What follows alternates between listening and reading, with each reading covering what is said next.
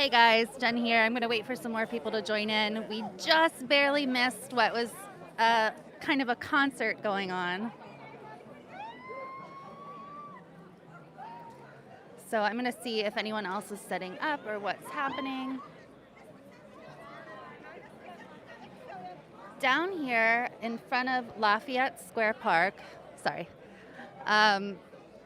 right here you can see behind me the fence that Trump had erected, and now, yes, the baby gate as people are calling it, that Trump had erected and is now filled with artwork, with protest signs.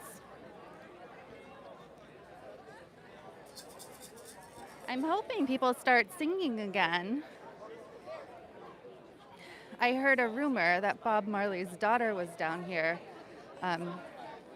singing, so we just caught the tail end. Smash the like button, share the stream. There are definitely not as many people out here tonight, this evening, as there were yesterday.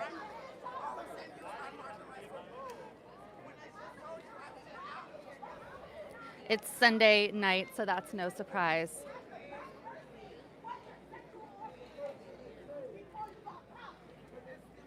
Here's the Black Lives Matter sign that people have been taking pictures in front of all day.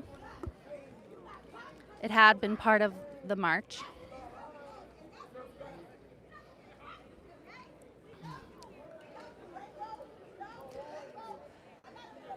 There is no curfew in DC for those asking. That was lifted because there have not been any arrests due to protests since Tuesday. There's a little bit of a scuffle going on over there, so I'm going to stay away from that.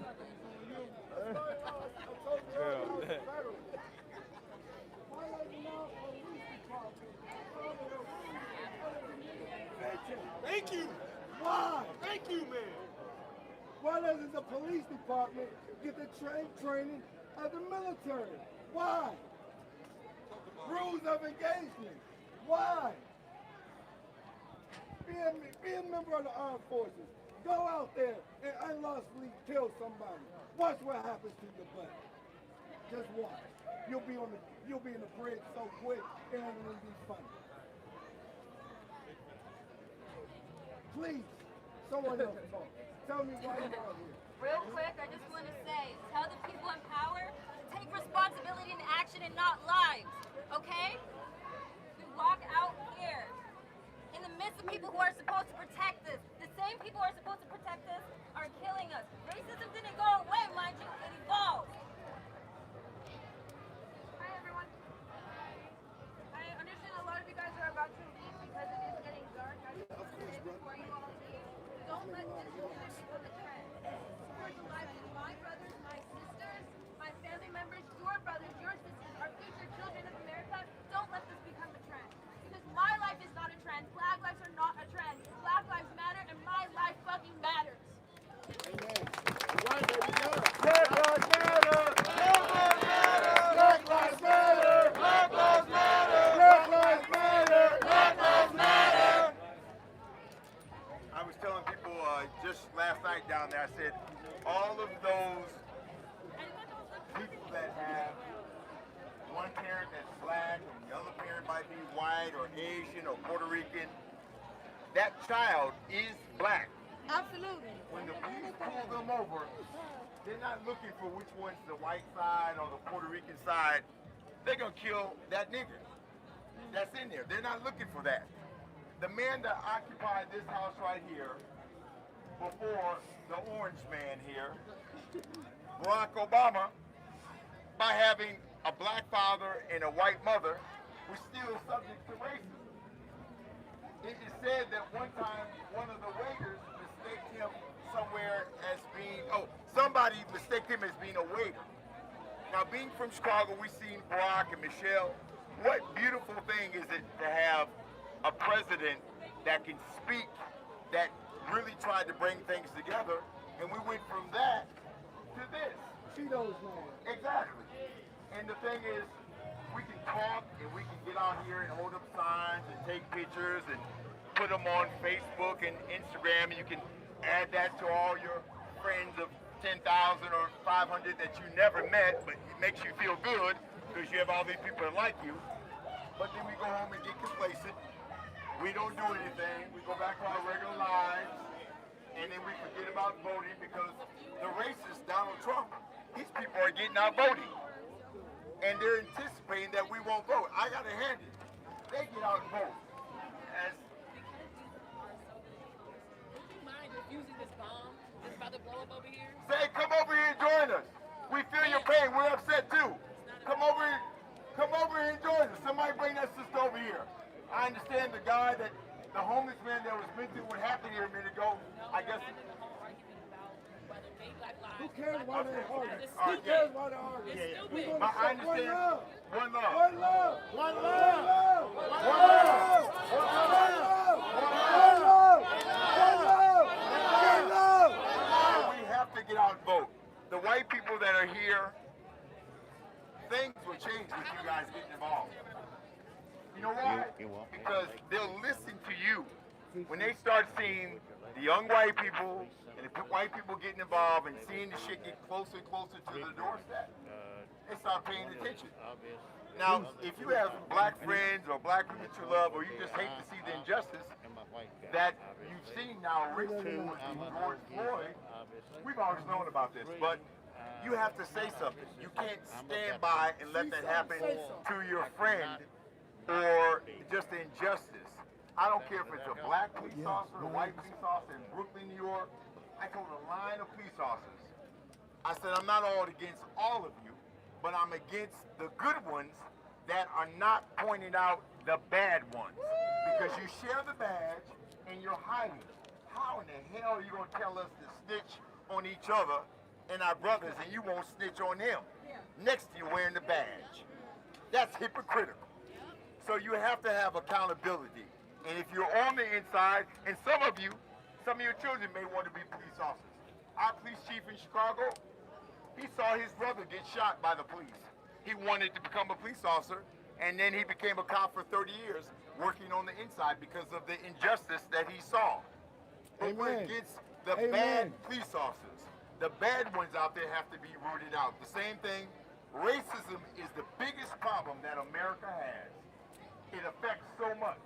If you look at it, how much it affects, it goes across everything. Now, some things with us in the black community, some things are just family business that we got to get together and take care of ourselves. Amen. White folks can't help us with that. But the thing is, you can't tell us what our problems are. You can't tell us that because you have your own problems too. Some of the white people here, you all are riding in on privilege from 400 years ago by what your ancestors did to us, and for you to sit around and let it happen, that means you're benefiting from it and you got comfortable. I can understand how if you've gotten comfortable, but now you got to get uncomfortable and say something, because if you don't, I know there's a guilt because you feel that you share white skin and you're getting blamed for it. I'm only blaming you if you don't do something today to stop to reverse what happened years ago. It's just like in the black community, if my brother kills another brother, I'm upset by that too. But it means something more when you have a person coming in a uniform to help save you and they come and kill you. That hurts a lot more. I'm not worried about coronavirus. I'm more likely to die by the hands of a police officer just walking across the street than get killed by that. Chances of me living with coronavirus is 94% survival rate. But I don't have those same chances being a black man in America. So don't just do something now and be here. Remember to vote. Remember, Donald Trump's people get out and they vote. Charlie Murphy said, Eddie Murphy's brother said, not all Donald Trump people are racist, but all racists vote for Donald Trump. Amen.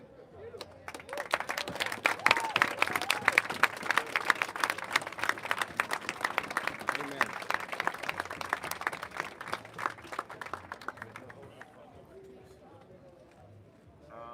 Four points, two may not be obvious.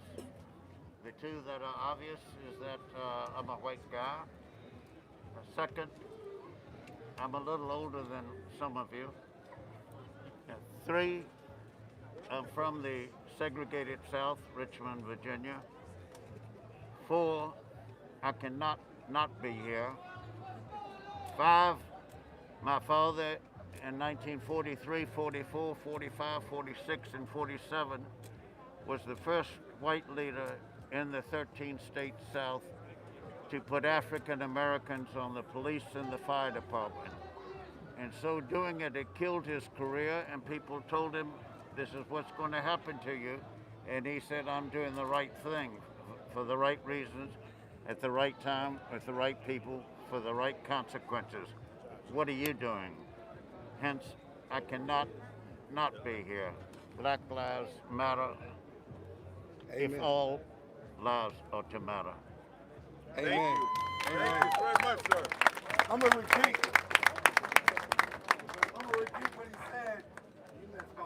I'm gonna repeat what he said because it was a little low, and I know folks in the back didn't hear him, and it was so important. He said a few things that were obvious.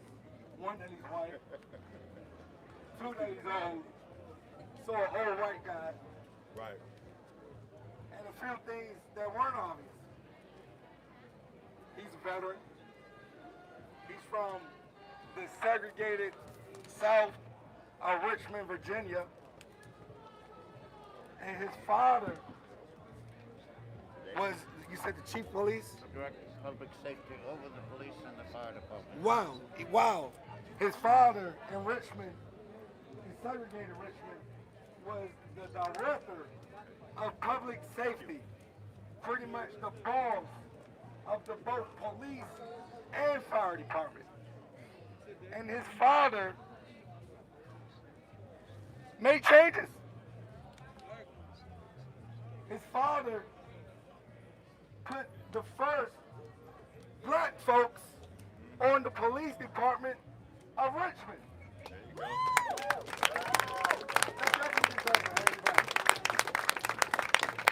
I thank you for being here. Yeah, exactly. And he gave us the story that when his father did this, in those days and today, They fired him. it's a career ender. Exactly. Ended his career. And what did your father respond to them, sir? He was the director of public safety over police and fire. Before they finished with him and fired him, he had put 18 on each force, a total of 36. You could get rid of one, but it was difficult to get rid of 36. 18 on each force, total of 36. You can get rid of one, but it's difficult to get rid of 36. The same holds true today. You can kill one of us, but it's difficult to kill all of us. It's impossible to kill all of us. You cannot take all of us out.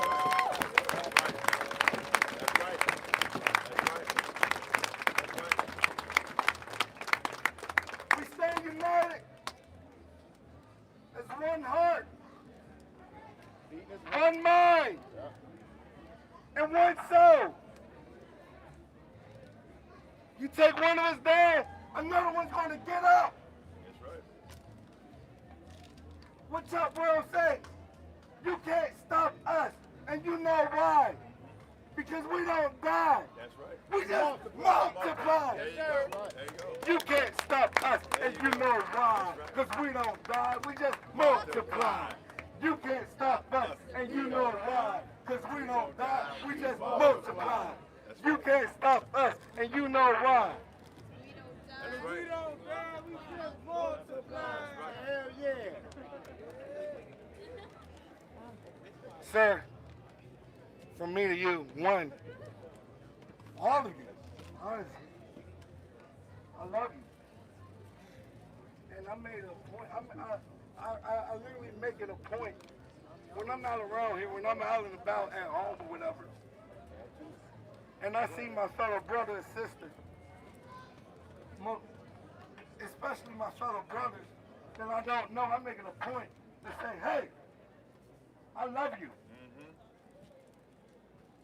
I I love you. I love you. I love you.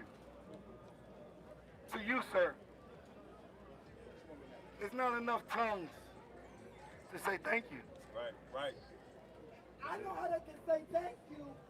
Reparations is due. There is a bill in Congress called the H.R. 40 bill for reparations for African Americans.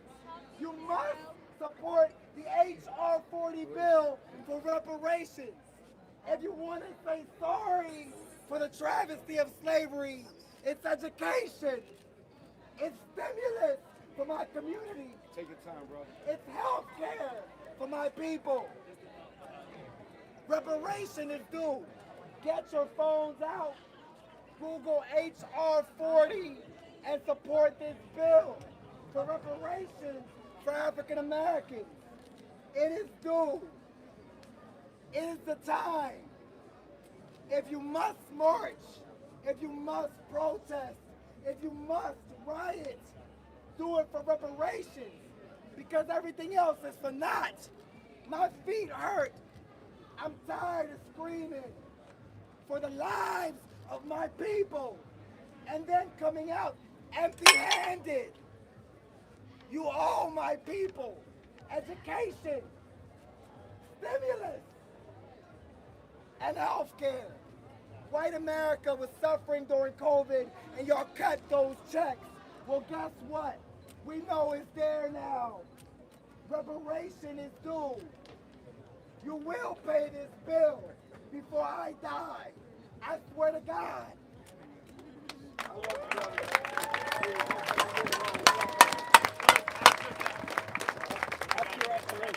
We have to maintain order.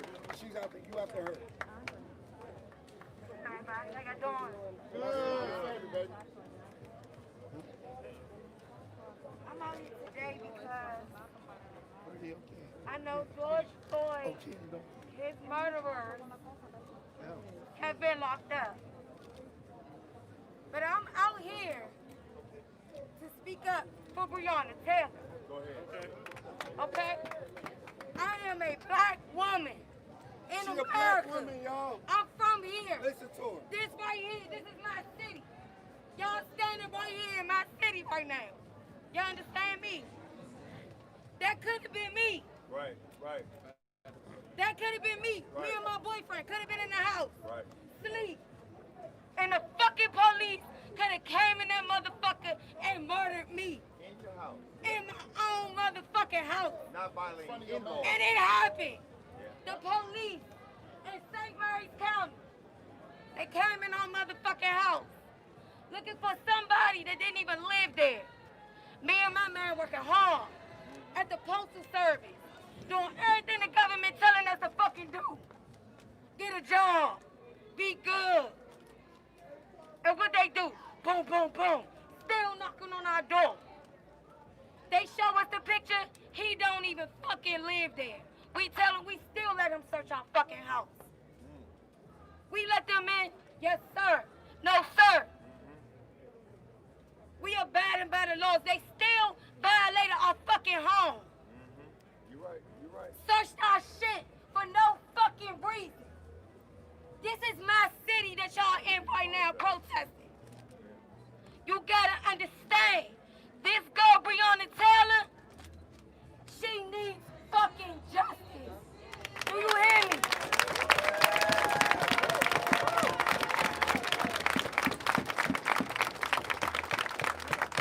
Her murderers are still walking free. Speak up for black women. We out here. No justice! No peace. No justice! No peace. No justice! No peace. No justice! No peace. Talk, boss. Hey, Talk up, I please. got something sad to say, but I'm gonna on a good note. So just now, a man molested a young girl. She's probably like 5, 7, 8, real young. Real unfortunate. I saw it happen, and so I pushed him out of the circle before mob justice could come and rough him up. A lot of guys here wanted to smoke him. They wanted him done. He was homeless, mentally ill, and possibly on drugs. So when you say defund the police, we don't want to just say, fuck the police, fuck Trump. We also have solutions. We want to improve things. Exactly. We want to improve mental health. Yes. We want to improve homelessness. Yes. Exactly. Give people housing. Education. Get people off of drugs. Uh-huh. Just now, not an innocent man, but a man with the mental capacity of a 3-year-old was almost killed. Yeah.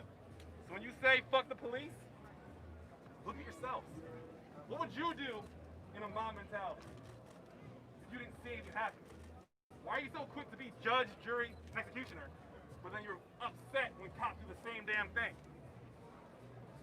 So don't sit out here acting high and mighty if you yourself do the same shit. Cut that out. Give them a chance. Give people a chance. However, speaking of chances, that Cheeto time's up. November 3rd, none of the shit matters if you don't vote. Right, that's right. Weaponize the vote. No. Weaponize the I vote. heard some people talking about, you know what? I'm gonna change my Instagram to all black. Guess what? People in office, they don't care about your Instagram. Right. They're not your friend. They don't watch your stories. They don't give a shit about your Snapchat, your face filters, all them dog ears. They don't give a shit. Hey, Right. if you think this is fucking I hotel, don't have any. if you think this is like Mardi Gras, go home. Get the fuck out of here. I don't want to see you. This is a militant march. The Montgomery bus rides lasted 382 goddamn days. This ain't like a weekend. Don't think because you ain't got no job, nothing to do, you're out here partying in these streets. This is a war. We're unarmed. It's not a block party. This ain't no damn party. not a This is festival. not Coachella. This This is is not picnic. Burning Man. This is a war. Stay on your guard all day. That's right. That's Fox right. News is out there. CNN is out there. They're gonna see the worst of you. You do one thing. You slip up one goddamn time. They're on you. Yep. The judge makes time. He'll make time for you. You don't got time to lose. You already lost so many years. You lost hundreds of years. You got no more time to lose. So while you're out here, or when you go back home, educate yourself. Read up on laws. Read up on psychology. Read up on how to talk to people who are racist. You gotta do it. No more avoiding and being apolitical. No more saying, oh, that's my drunk uncle. He's always through to Thanksgiving. Like, no. Smash that shit right now. Or don't talk to him. Be like, yo. Like, don't be in my life. Everyone here was mad with Nicki Minaj. Like, brother or whatever was like a rapist, a child molester. But she was friends with him, so it was like, fuck Nicki. Like, if you're gonna hang out with racist people, fuck you. You are the company you keep. There you go. Cut them out of your life right now. You don't Tell them say like, anything yo, about like, it. I'm not gonna give you my attention. You don't deserve it. But for the future, the goal, yeah, not just fuck Trump. It's we're pro-black. We are pro-mental health. We are pro-affordable education. We are pro the future. It's not just fuck Trump. But I do got a song that I sing every time I cross Black Lives Matter Plaza. And it goes something like this. Sing along if you know the words. Na na na na. Na na na na. Hey, hey, hey. Goodbye. Na na na. Sorry. Na na na na. Hey, Hey, hey, hey. Goodbye. See you later. exactly. See Trump. I don't want to see him later at all. I don't want to see him That's later. right. Unless he's in handcuffs. Right. Vote him out. Vote him out. Vote him out. Vote him out. Vote him out. Vote him out. Vote him out. It's already on. It's already on. Hey, no, my man. Chief, what's your name, bro? Anthony Tyler. Nice to meet you. My man from Chicago. What's your name, brother? Marty, man. Marty, nice to meet you. Thank you, man. How y'all doing, family? Good, man. evening. from Chicago too, brother. Okay, there you go. Okay. 79th and College Road, man. Second Marine Division, world's greatest Navy, Navy Corpsman. Okay, baby. Naval Oh, Medical. thank you for your service. Thank you for protecting. All day. All If day. you guys don't know what corpsmen do, Navy corpsmen, why this guy and everybody like him is so important. The Marine Corps is the only branch, it's called the President's branch, right? It's the only branch that the President can order and sustain full combat operations for up to 90 days without the approval of Congress. Why do I say that? Every Marine is a rifleman. So if you're a rifleman, you can't be a nurse. You can't be a field medic because your primary job as a Marine is to be a rifleman and to be a warrior. So why is this guy so important in the Navy?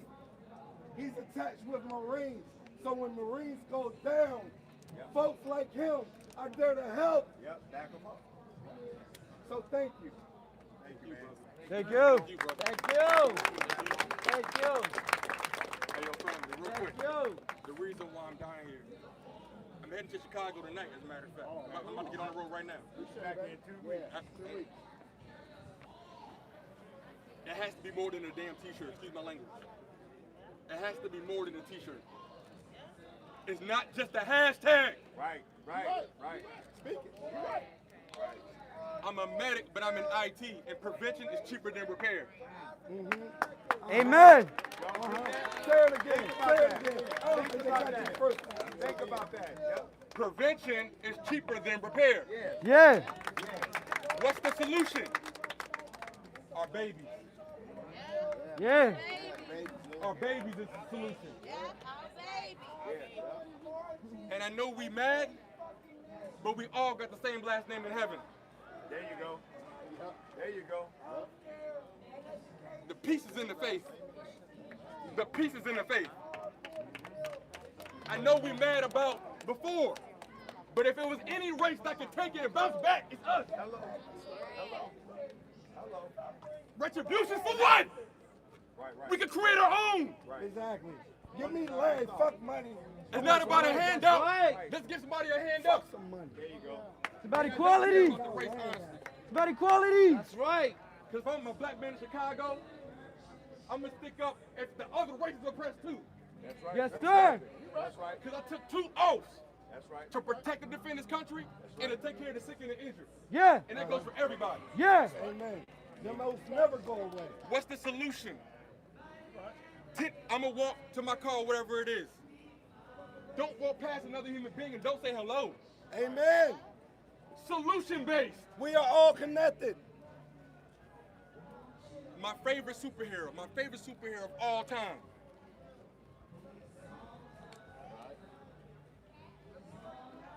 My dad. I just buried him last week. Amos Ellis, his birthday's tomorrow, so I'm going home. He went home. His spirit is free. He went home because God needed to use him. He was black theater in Chicago. Family. We got to be united. Through thought process and mindset. Anybody can scream, but my question is, What's the question? if the NFL was playing, how many people would be here right now? There you go. There you go. We'll be packed. If the Redskins was playing, how many people would be here right now? There you go. If it was NBA playoffs, Here's the question. it's easy to be here when it's nice and sunny. Yep. That's right. That's right. But I love y'all for coming. I love everybody for just all coming together. But how many people don't know your own neighbors? Yeah. If you don't know your own neighbors, how are we gonna be preventing it? Right. We gotta change the outcome. Speak to each other. It's bigger than I can talk to a female and I care about her financial future. Right. I don't gotta try to talk to her. I can say, young queen. Let me set the standard. I got 3 princesses, y'all. I'm a single dad of 3 most beautiful girls you've ever seen. Trinity, Elena, and Eden. And they know why it matters. But if Black Lives Matter, that means it always has. But it shouldn't take death to appreciate life. Absolutely. It shouldn't take this. Absolutely. Hey, hello, good morning, how are you, goes a long way. Thank you. If I could please, can you walk over for a second? If she's walking to school and I go like this, maybe that young man who has a gun doesn't kill everybody. Maybe the young, you can go back to the room. But we can get preventative. You see somebody upset, use the Holy Spirit. Right. Intervene. Talk to them. Enough talk. It's easy to. It's easy to talk about it. It's easy to come down here and get a good backdrop. But when you go back home, you're at the gas station. Are you avoiding human contact? Yes. Saying so. Yes. On your way back to your car. I gotta thank my brothers and sisters in service. Fact. Because they want to yell too. Yeah. Family. Yo, I'm Tyler Ellis, man. Anybody could always don't hurt yourself. Don't hurt others. Suicide prevention. To our queens, to our young kings. It's up to our people, the young people, to know better. Know better, do better than how I do, my man. Stand on my shoulders, but you're humble enough to not call yourself tall. My ceiling is my children's floor. Absolutely. I'm blessed to be around some of the best men I've ever met in my life. Omar Pride, Mike LeBou. Men that I seen treat their wives, I ain't never seen it before. Of course, he's all concluded. That's day one. Mentorship, entrepreneurship. That's how we change it. I don't need nobody, I ain't raising nobody. I ain't asking nobody for nothing. Don't ask for nobody for no money. You can make it yourself. First of all, we gotta understand what's the end game, what's the goal. It's eternity. This is temporary. My brother Floyd, guess what? He's home. And there's nothing that we can say why he should leave to come back. We don't like the way that it happened, but guess what? We was too caught up in our schedules. We was too caught up in our meetings. We was too caught up in our sports to pay attention. Because my question is, if Floyd were down the street, how many people would say hello? Yeah. How you doing, Floyd? Right. But he had to doubt when they know his name. Yeah. Bullshit and our bullshit. Around the world. Because we in our bullshit. Fact. At the end of the day, we gotta be united. 50,000 people voted for the power of one. Think about it. If 50,000 people say they want to build a bridge, build a bridge. Exactly. Fact. Build a bridge. Exactly. What are they gonna do? Right. But the fucking bridge. That's what the fuck we Family. gonna do. I appreciate you all. Please be safe. Be mindful. But let's take advantage. Entrepreneurship. Build your own. Passive residual, ongoing. Be free. The more families we create, And women. the more families we create, the less opposition. I love y'all. Thank you. Thank you.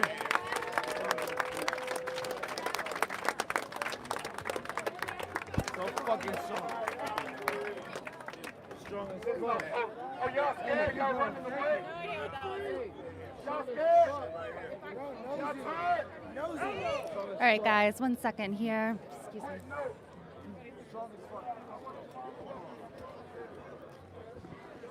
Hi, you had some powerful words. Can I interview you? Pardon? Can I interview you just about your history, what you were speaking about? Sure. Where are you from? It's Status Coup, independent journalist. Okay. So I'll just interview on my phone and then give you the microphone. Who takes So tell, your work? we have our own company. So Who do you send it to? we have a YouTube channel, and sometimes it gets picked up by other outlets. So we're just interested in your story. Tell the audience again, who maybe didn't hear, your father's history, where you're from, the history of where you're from. Yes, I'm from Richmond, Virginia. My family on my mother's side came here in 1621 to the county of Surrey, Virginia, right across the river from Jamestown, Virginia. We've been here ever since. On my father's side, they came in the 1740s, and they too have been here ever since. So we're a Southern family generally. My father was one of 9 children, and when I was born, there were 17 of us in the same house. I was the youngest of the 17, and I don't really remember it until I was around 3 years old. But we were all together in that house. Only 2 of the 17 had jobs. This was in the Depression in the 1930s. My father was one of those 2. He made $1,900 a year. And one of his sisters made $50 a month. And those 2 took care of themselves and 15 others, okay? My father was a leader of men. We are both graduates of a military academy, Virginia Military Institute in Lexington, Virginia. He of the class of 1925, myself from the class of 1962. I had the blessing, distinction, good luck, and position to be elected by my classmates president of our class all 4 years, and also president of the entire cadet corps my senior year. That's 1,200 people. I was a jock from age 7 to 17 and thought there would be no need to go to university. That would delay me 4 years at least from getting to the major leagues playing baseball.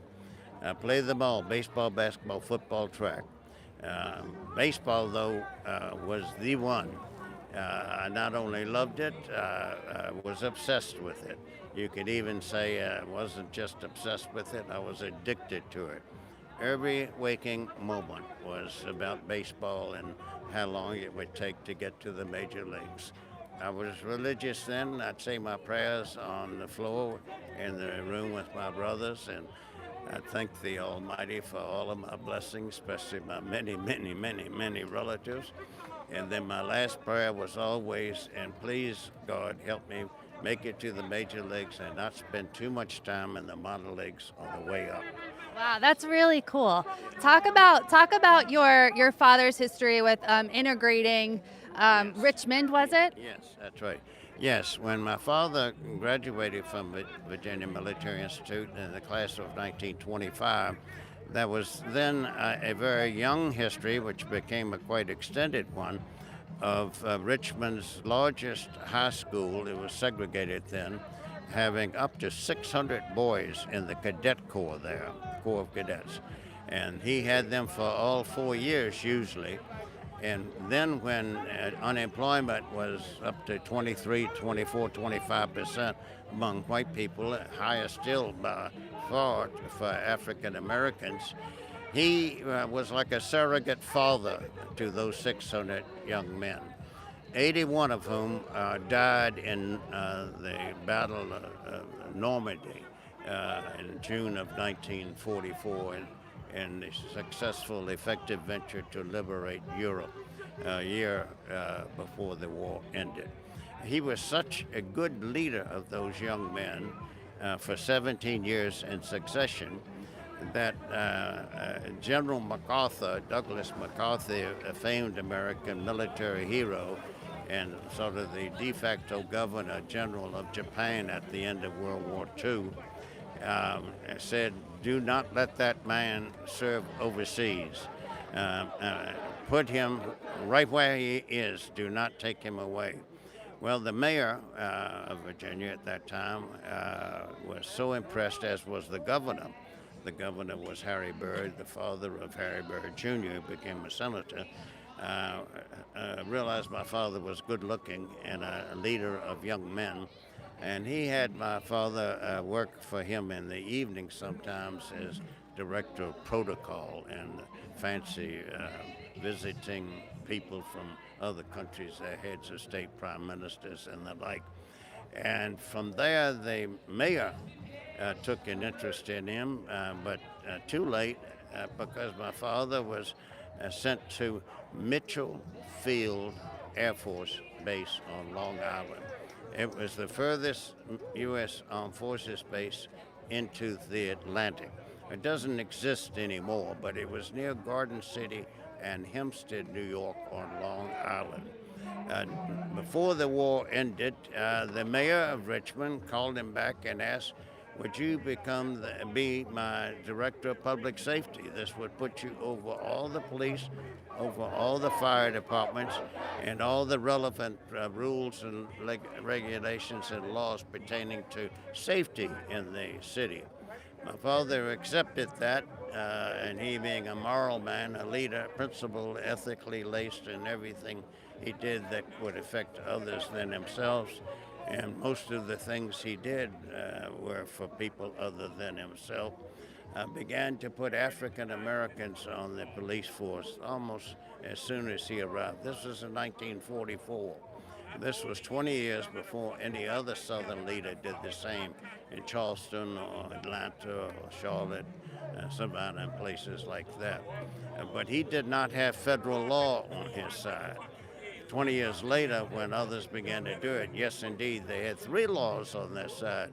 The civil rights legislation of 1963, 64, 65, which President Johnson enacted into legislation while saying that this is going to cost me my career and the Democratic Party in the South. He was prophetic and visionary in that regard. My father had none of that, but he was nonstop. So by the time they got rid of him in 1947, 4 years later, he had put 18 on the police force and 18 on the fire department. One of those policemen caught two of my buddies and myself. We were jumping over a fence to get into a baseball game for the thrill of it. Even if he'd had the money, we would have done it because it seemed exciting. But what we didn't know was on the other side of that fence. And we jumped right into the arms of a policeman. And he gathered all three of us up and said, you're all three under arrest. We were 10 years old, okay? And he said, I'm taking you to juvenile detention home. This will follow you all the rest of your life. And I'm thinking, oh my gosh, my father's going to find out about this, and this will probably be the last day I live on earth. So I was trembling as the policeman began to take information from us. I was the last, and information of the parent's name, your address, your school, your grade, how do you spell your name, your telephone number, and address, that kind of basic information. I could not look up. I could only look at the grass. I was trembling so much on the outside and inside. And when he came to me, he asked me the same questions, and when it got to my name, and I said, Anthony, he paused and said, is that your first name or last name? And I said, it's my last name, sir. And he said, are you possibly any kin to James Coleman Anthony? And I said, yes, sir. And he said, like what kin? And I said, I'm his son. I'm his youngest son. If you can believe it, he closed his booking book. And that surprised all of us. And he pointed to his left wrist and said, boy, what's that? And I said, that's your watch. And he said, no, pointing to it again. And he said, no, no, no. What is that? And I said, it's your wrist, sir. He's not getting it, and I'm not getting it. So he asked another time, and he said, no, boy, what color is it? And I said, it's tan, sir. And he said, no, boy, it's black. And I looked up, and there were tears streaming down both of his cheeks. Here he is, fully armed, packing heat, so to speak, and he's sobbing uncontrollably, weeping in front of these 3 10-year-old boys. And he said, son, You don't know me, but your dad does. My name is Lieutenant Elliott. I was the first one that your father put on the police force. And we knew that he was going to have his career killed, and many of us said so. But he didn't stop. He did the right thing at the right time in the right way for the right people and for the right consequences, because it certainly wasn't reversed. He said to me, "You go home and tell your father that Lieutenant Elliott caught you doing what you're doing," and he was astonished. But you please tell your father hello and thank you on behalf of all the rest of us. So they got rid of my father, and he predicted that that would happen. Because he integrated the police and fire, is that why they got rid of him? That's right, and it was 20 years ahead of his time because it was legally segregated cities. All 13 southern states were legally separated. If you do research, you'll find out that for those three civil rights laws in 1963, 64, and 65, not one southern senator voted for any of the three. 26 senators, not one voted for any of the three, because that's how much the atmosphere was still receptive to racism, and the moment did not seem to be propitious for them to do the right thing, because they felt they would have been voted out of office as such. So that was the reality of the time. On top of what he did on integration, he introduced one-way streets to the city. And business people would write letters to the editor pointing out that this man is a goddamn communist. Before he came along, we had customers coming two different ways. Wow, he sounds like quite a man. So would Now they only come one way.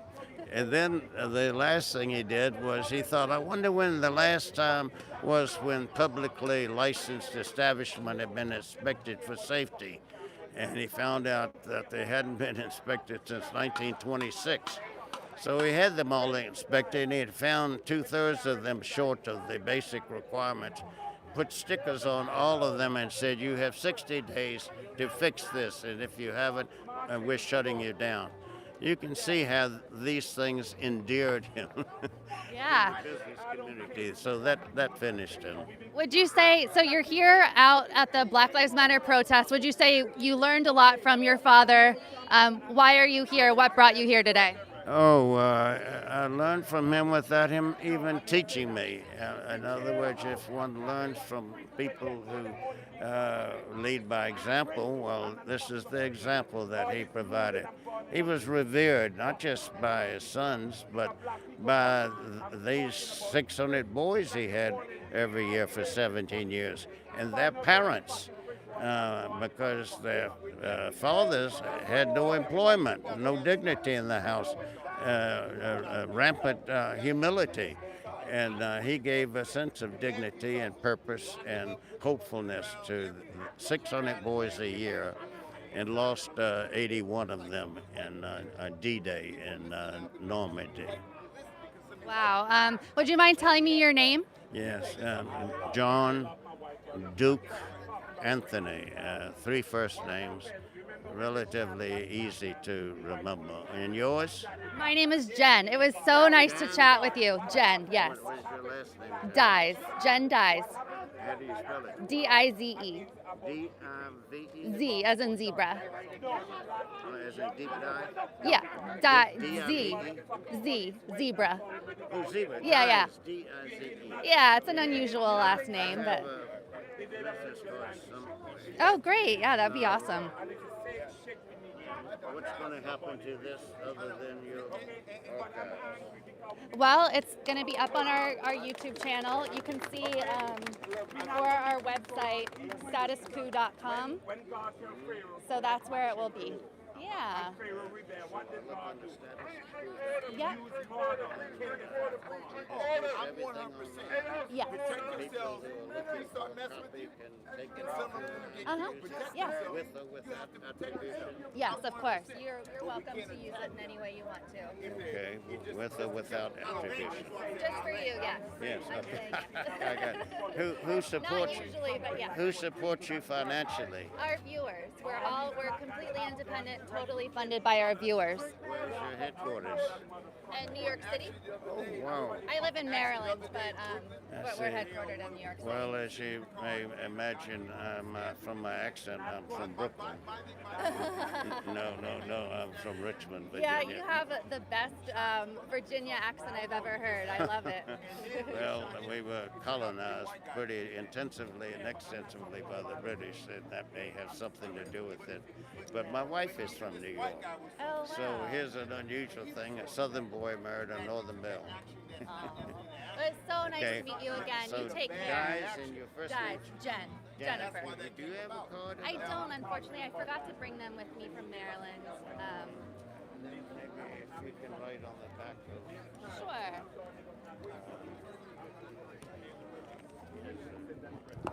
Yeah, if you have do you have a pen or... One second, guys.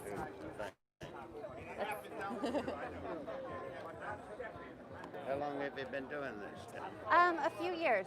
I used to work in marketing, and then I switched to journalism, which was what I, was meant to be doing. Did you go to journalism and mass communication school? I didn't. I actually went to school for psychology, and then I taught school for 1 year, and first grade. Pre-collegiate school? I went to. Pre-collegiate. No, I went to college for Yes, but you teaching in taught psychology. what I taught age? 6-year-olds, first graders. Oh, It was adorable. Oh, A great age. I bet they all remember Ms. Dyes. Yes. But now my first graders are all graduated. Where did you go to school? St. Mary's College of Maryland. Oh, yeah, in Annapolis. No, It's, in Emmitsburg. Emmitsburg, right? It's actually, so there's a St. Mary's College, but then the St. Mary's College of Maryland is down St. Mary's City, St. Mary's County, in Maryland, yeah. Okay. It's not a big school, is it? It's Not at little all. large. They call it the Public Honors College. It has about 2,500 students. Oh, no, Very that's small. sizable. No, it's all relative. Yeah. And my military academy, we were 1,400, so almost twice that. If you have any problems, I'm giving you my email address as well. Okay. What is your, trying to get some statistics here, general, Sure. receivership, or you send this out to... We have 81,000 subscribers on our channel, so about that. Got it. Yeah. And thank you. Roughly, what's an estimate of how many take your material? It really depends. Picked up by other media or whatever. What would you estimate this? I mean, it's timely, it's relevant in terms of national Tens of attention. thousands of viewers. Some things we filmed have gotten taken off more than others. But we're out here and all over. We have journalists all over the country covering as well. So. Okay. Well, this Yeah. morning somebody sent me something, and my wife said, "Wow, sweetheart, look, you 270,464 people saw you night before last take a kneel, and heard you say that you did it because you believed in what Colin Kaepernick did. Oh which is yeah. true. Uh-huh. And I thought, that must be a typographical error. She said, no, somebody picked it up. And Wow. by accident, really a coincidence. I don't remember. I have given some interviews, but I don't recall giving one then. Somebody just heard me say that when somebody said, why are you doing this? You're an old man. Well, you're like a textbook of knowledge. Your history is incredible. It was so great to talk to you. No. I'm going to run and do some more interviews, but I Sure. really Good love luck chatting to with you. you. Thank Thank you. you.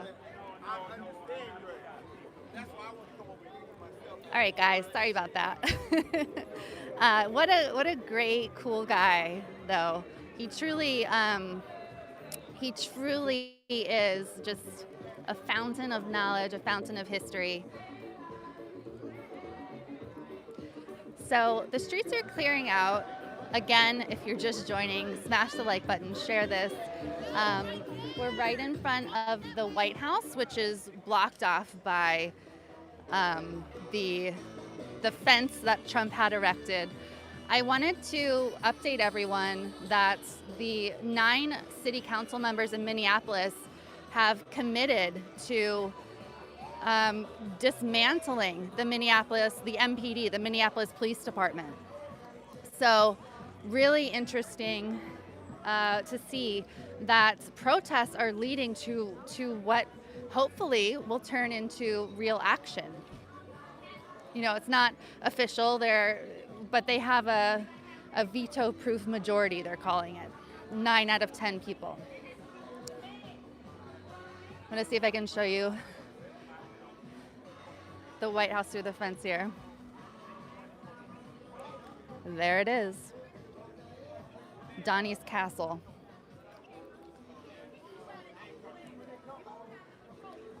So,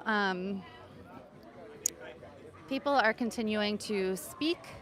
There was dancing and singing earlier. There's still music over here, but I don't see much dancing. Maybe I'll walk down Black Lives Matter Plaza. I saw a rumor on Twitter that Bob Marley's daughter was down here, and I think I spotted her, but I was, hi. Yeah, of course. Oh, right here. Oh, yeah. Okay. Perfect.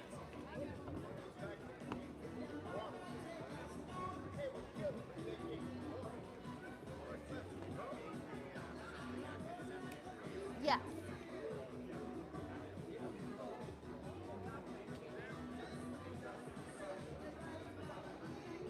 You got it? Thank you. Again, so good to meet you.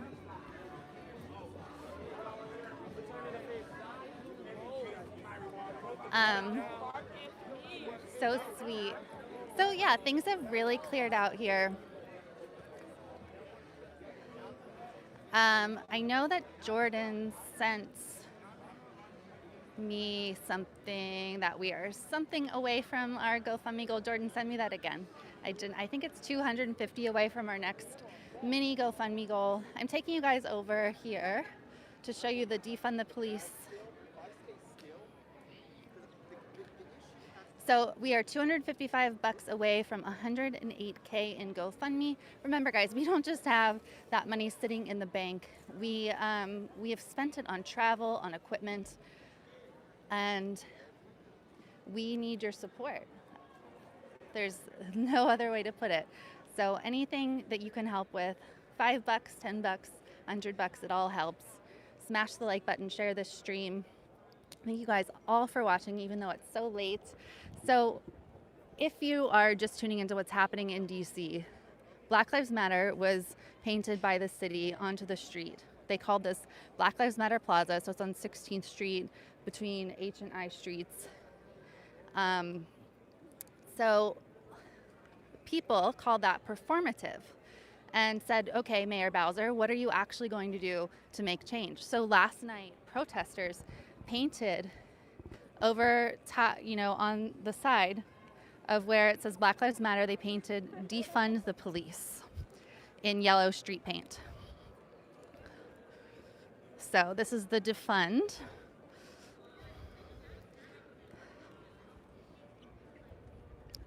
Here's the.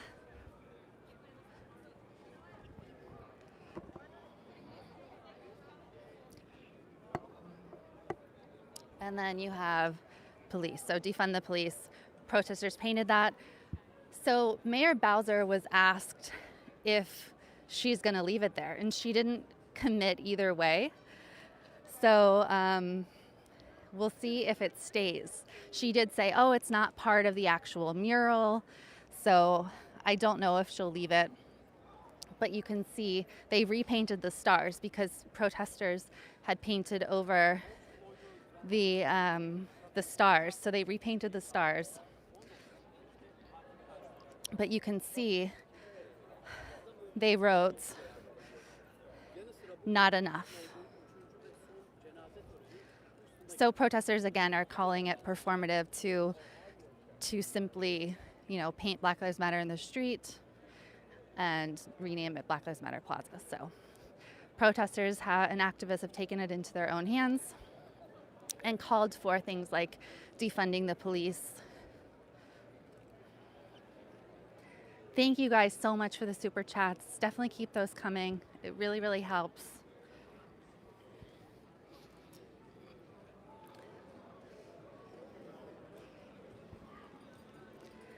Now, this hashtag says no new jails. There is, Mayor Bowser is planning to have a new jail built in DC. And then this says M4BL, Movement for Black Lives. So far, the city has left it untouched.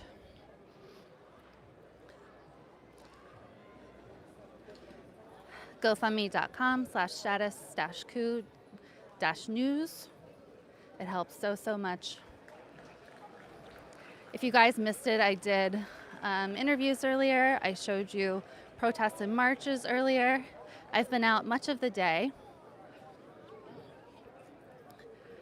reporting and showing you what's happening in DC. Definitely a smaller crowd than last night, but there are protests planned for tomorrow as well.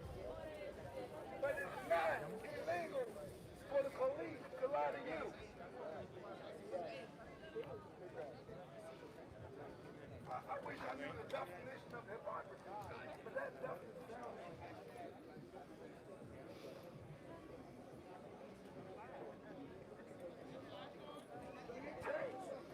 and we're not going to stop until we achieve that change.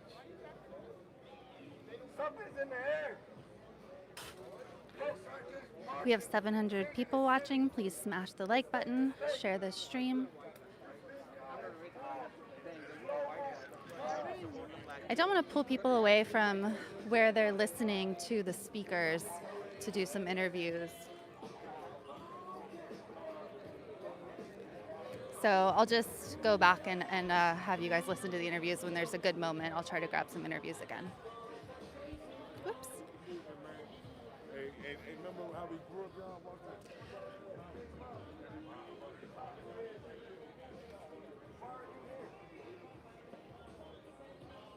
I invite folks to come up and explain why they're here.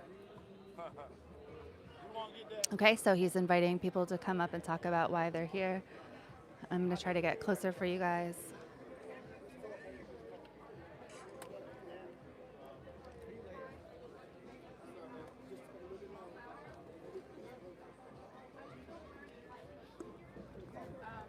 new to me, and that's not fair. And I have a unique journey that led me here specifically today. And I had a lot of time to think. I was actually through hiking the Appalachian Trail, and I did not get off for COVID. I did not get off from COVID from the Appalachian Trail. And I remember, as I was on this trail, I recognized that I was filled with white people. I recognized there was no diversity there, and I started to ask myself why that was, why it wasn't accessible, why it wasn't safe.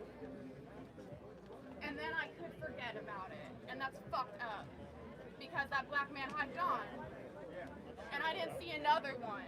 And I started to think, where is everybody? In my hometown of Chattanooga, Tennessee, it is white dominant, and it is full of the outdoors, and there is not a safe space for black people there. And that is fucked up, because this world was for all of us, and I love it, and I love you, and I want you with me, but you can't be, because of my skin color, because of my family, because of my ancestors, and I take responsibility for that. And when I am in my white space, in my safe space of the outdoors, and I see more people like me, I realize it is not safe. And that's not fair. So after this happened, I had hiked 26 miles, and I got to town, and I got to service, and I learned of the murder of George Floyd. And I looked around, there's more fucking white people, and I was at a Mexican restaurant just fucking eating, and nobody had paid attention, no one was on their phone looking at the news, and I saw it.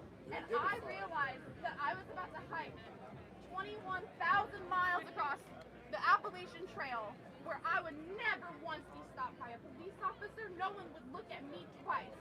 And black people cannot fucking walk in their own neighborhood, they cannot recreate, they cannot be safe outside, and I have the privilege to walk through 14 states without anybody looking at me twice. Because I'm white, because I'm female, I'm not a threat. Nope. And I looked around and I walked back into the woods and I went to sleep in my tent that night and I could not look away. And I hiked and I thought all day. And I looked around, it was fucked up. And I met someone who was going to DC yesterday. And everybody I knew in my white space was about to go on a river trip and continue their hike and look away.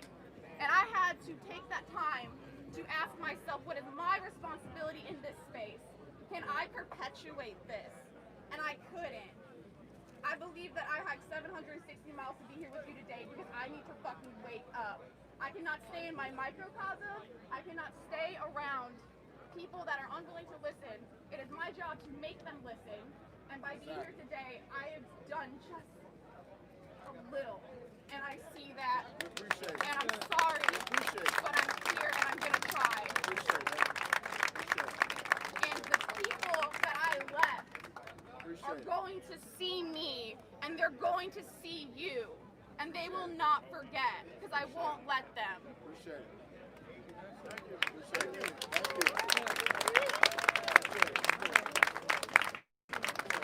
I wanted to answer a few questions for you, because you still trying to kind of find your place.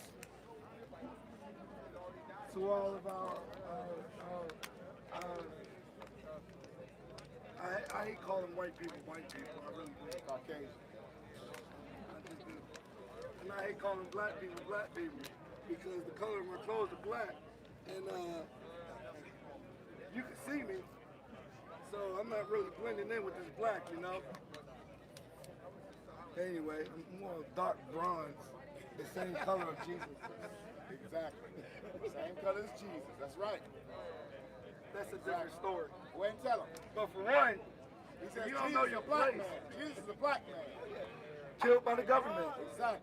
A black man killed by the government. Exactly. That's how long this has been going on. Like I said, we're trying to end the war. If you don't know your place, one, that's the Almighty God. He'll tell you. Get down on your knees and humble yourself. That's right. He'll tell you. And after you get down on your knees, meditate. When you have a conversation, it's two ways. You don't just say and talk and then go to bed, do you? When you're talking to your girlfriend, whatever, it's a two-way conversation. So when you have that conversation with the Almighty, you need to have that moment of meditation so you can also listen. So that's one. Two, we ask that you use your power. Like I said, nothing's going to change with us. Nothing's going to change on a federal level. Not at all. This thing has to change on a local level. Contact your local legislator. Change them old ass laws. Like the law that was enacted in 1802 during slavery. A law that was written during slavery. That mobilized the military against American citizens. Who's next?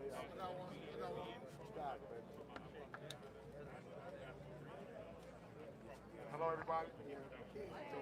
The news article read, police station scuffle fatal. Chicago Heights, Illinois, March 17, 1968. Beldie Hubbard, 23, of Gary, Indiana, was wounded fatally by the accidental discharge of a policeman's gun during a police station scuffle, police said Saturday. Police said Sergeant Theodore France drew his gun to halt the fracas that developed after Hubbard and two men pursued Ellis Lofton into the police station. Police said France's arm was bumped and the pistol fired, the bullet striking Hubbard. Police said Lofton of Chicago Heights rushed into the station and was pursued by Hubbard, Ronald Johnson, and Walter Bennett. They said Lofton had inflicted knife wounds on Bennett. Beldie Hubbard, 23 years old, 1968, was my mother's oldest brother. Wow. Are you serious? My mother's oldest brother. He lived in Gary, Indiana, working in the steel mill, had just bought a new car, and he and his friends went to Chicago Heights to celebrate the purchase of the new car. A white man got up and saw them drive up in the new car and asked, "Who did you steal the car from?" and began to fight the friend. My uncle was 6 feet 8 inches tall, 270 pounds. His friend fell into his arm and blood got on his shirt.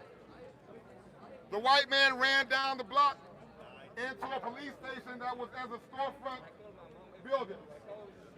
The police saw the white man run into the station and shot my uncle through his heart.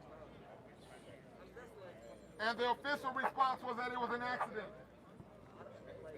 So when you ask why am I here today, I'm here because my uncle Beldie Hubbard. Say his name? Beldie Hubbard.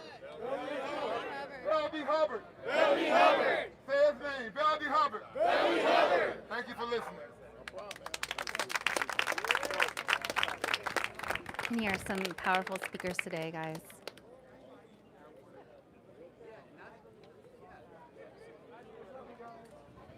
So my throat's a little sore. I'll try to be loud. I grew up, my father, he grew up, yeah, louder? Yeah, louder, man. Yeah. Sorry, my bad. So, my dad used to read me. Oh, is that better? Okay.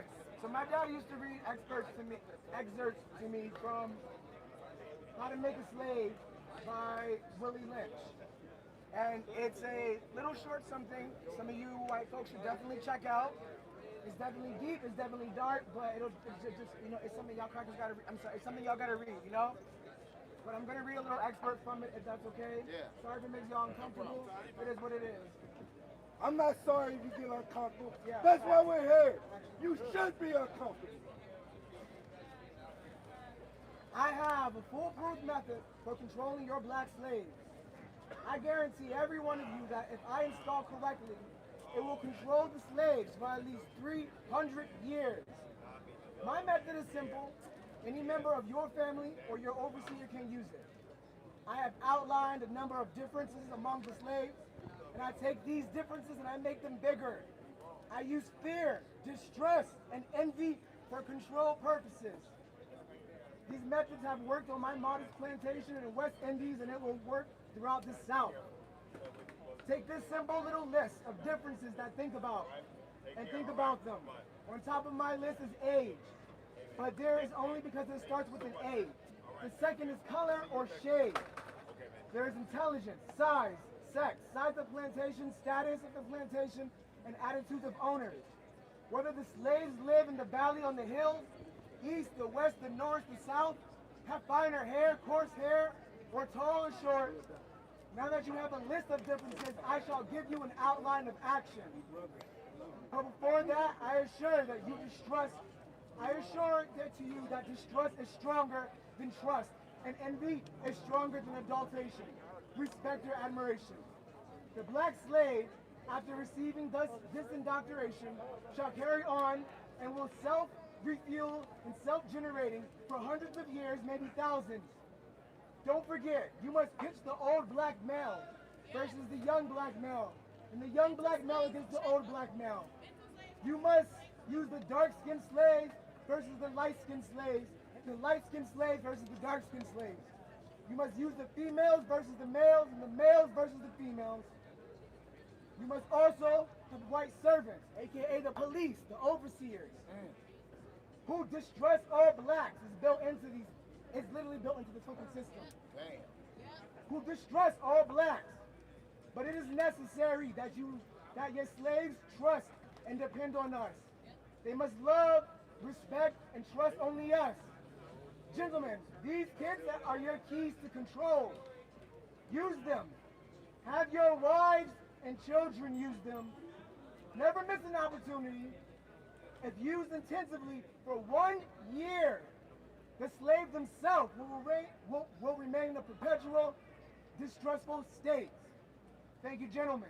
The next part is Let's Make a Slave. Go home and Google it. What's his name? Willie Lynch. How to Make a Slave. Thank you. Damn. Thank you.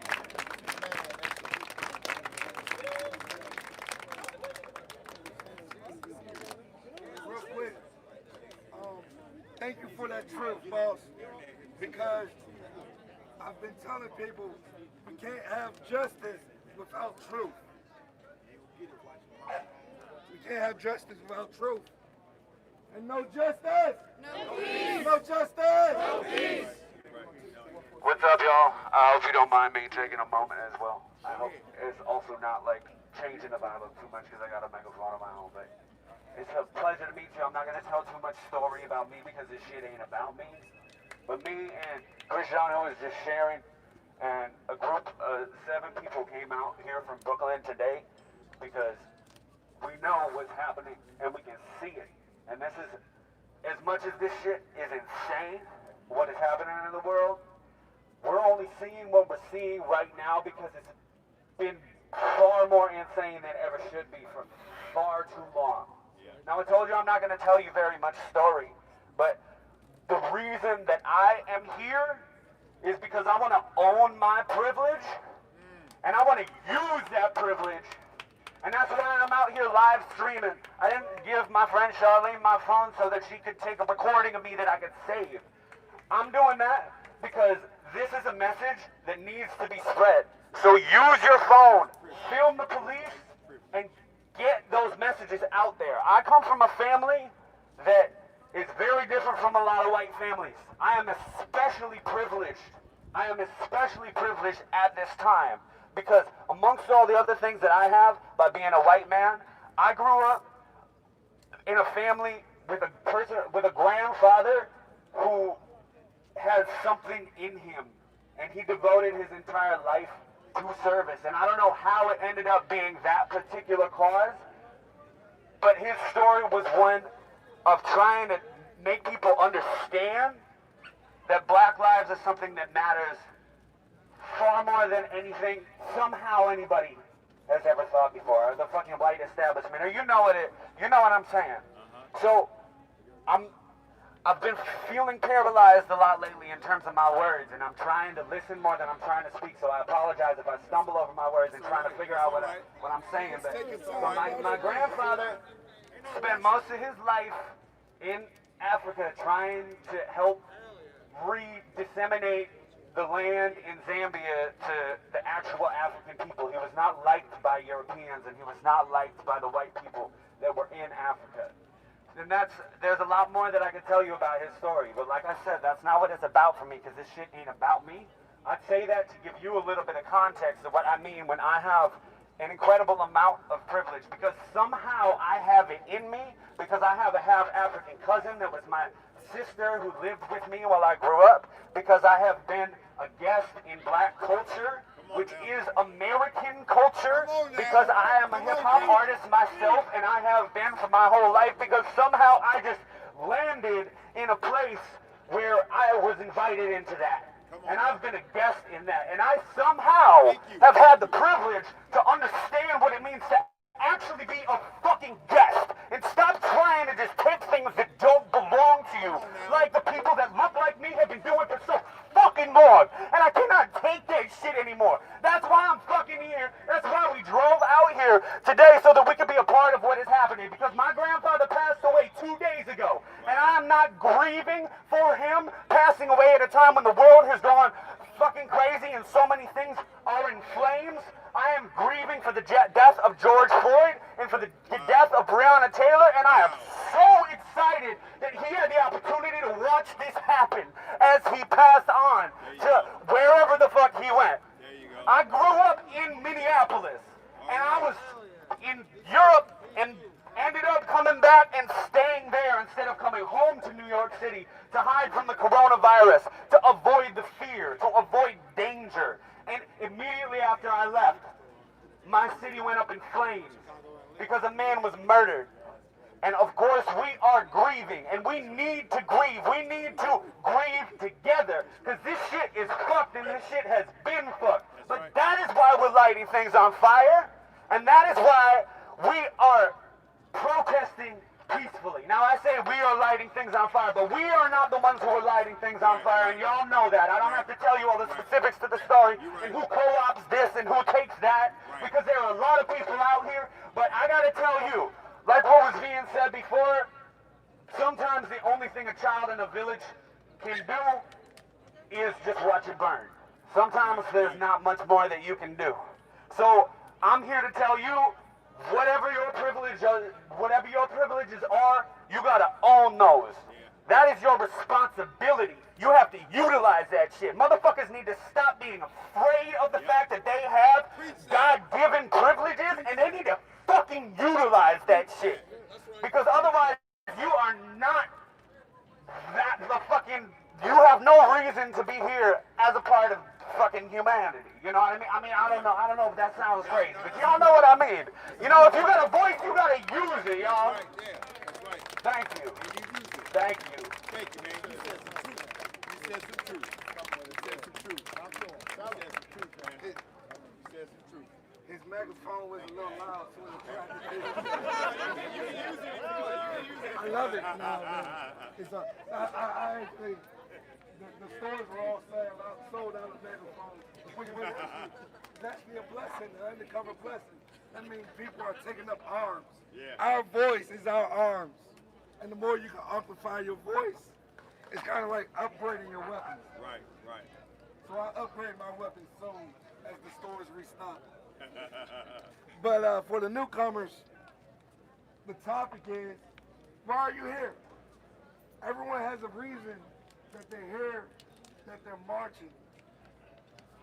And I don't want to be the only one talking all night. Really. We got a sister over here. So loud. Just talk. Hi, my name is Charlene, and I'm here today as an immigrant. Originally was born in Zimbabwe. I was actually one of the first people in my entire family to be born out of segregation.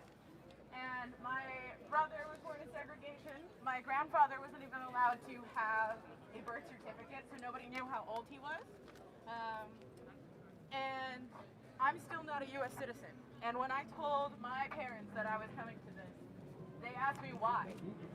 What will happen if I get arrested? It won't be good. It really won't be good for me. I can't have a record. I can't get arrested. I just can't. But I also can't sit down. I can't have this happening. I can't sleep. How can I sleep and know that I haven't done anything as a person who has had the privilege in my family to be the first person born out of segregation in my country? I need to be out here. And yeah, it's scary. And I thought that I wasn't going to do it because I'll lose it all. I'll go back to Zimbabwe, a place I haven't been in over 20 years now. And, you know, when you get deported, you can't come back for 10 years. So I'll leave everything that I know. Everything that I know, but it's worth it. To be out in these streets, I need my voice to be heard. Because Black lives fucking matter. They do. And we need to be heard. And I'm willing to risk it all. And you all are willing to risk it all. And we have to do what we have to do. And I just wanted to say that. Hey. Power to the people. We say defund the police, right? You next. I got a special guest. We say defund the police. All right. Where should those funds go? My guess is education, honestly. Why is it when unemployment goes up, the police does mass hiring? I don't get it. Why don't they take that money and invest in education? Educate America. Invest in our future. I did say I have a special guest. Ladies and gentlemen, I'd like to introduce to you Batman.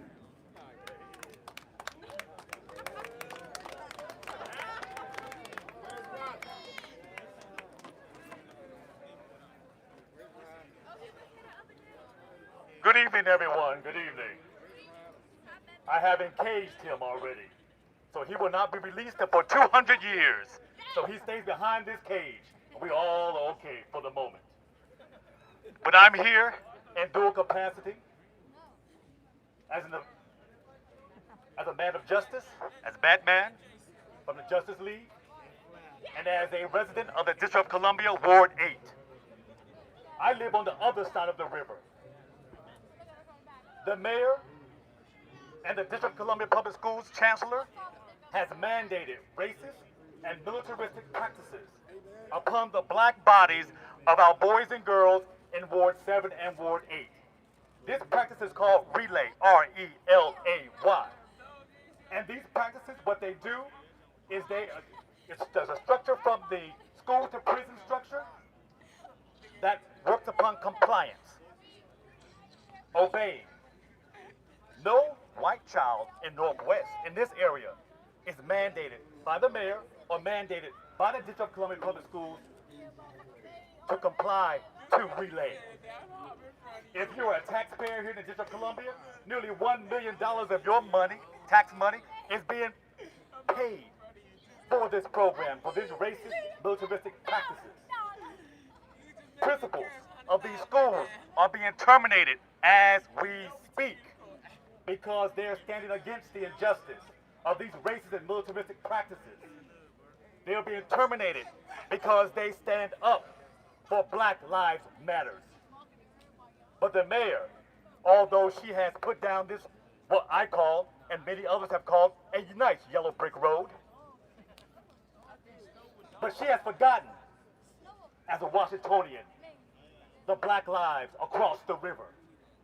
Again, I stand here as a resident of the Ward 8 across the river. We're the most impoverished. Folks, we have one grocery store for 80,000 residents. One grocery store for 80,000 residents. You want to talk about food desert? That's a food desert. One grocery store for 80,000 people. And she wants to say Black Lives Matter. This is a tit for tat. Skip Trump. This is not about black people in the District of Columbia. Muriel Bowser, get your knee off our neck in Ward 8. We can't breathe. We are gasping for air. And you want to dare put this yellow brick road here. Put it in Ward 8 and really talk about our lives matter. Defund the MPD. They got plenty of money. You put in millions to their 2021 budget. But, however, you're forgetting about us, the people, the Black Lives Matter in Ward 8. Thank you.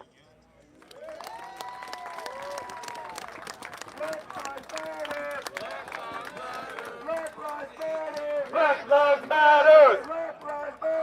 Black Lives Matter! Black Lives Matter! Thank you, sir. Thank you.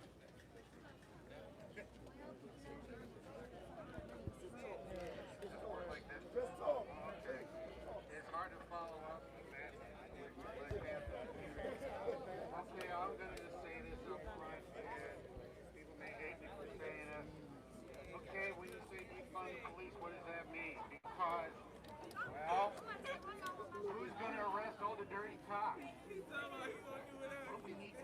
that. Who's going to arrest Donald Trump? You could arrest him right now just for Monday. Where are you going to put him? I mean, he's a nice jail now, but that's a little too nice. You could put 20 homeless families in there and put Trump in the D.C. jail. That would be fine. So, where do you put? I'm asking. I don't have an answer. I'm asking. I want it to be a conversation. It's not a lecture. Okay, we defund the cops. Batman's getting his picture taken.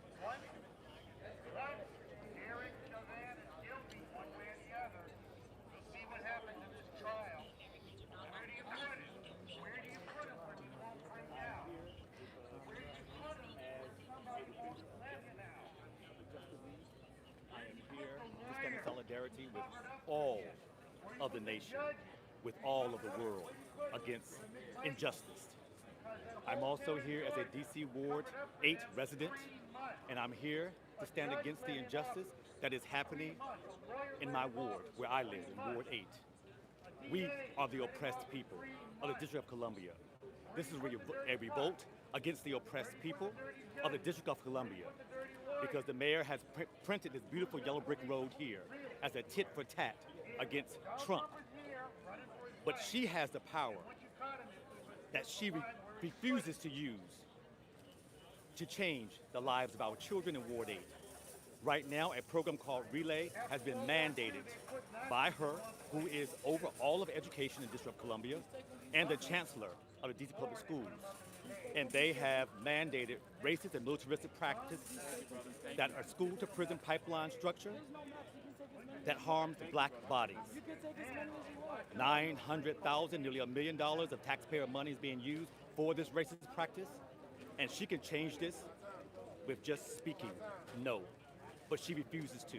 So I'm calling her out, and I'm telling her that in Ward 8, get your knee off our neck, because we can't breathe. We're gasping for air. Thank you. Thank you so much.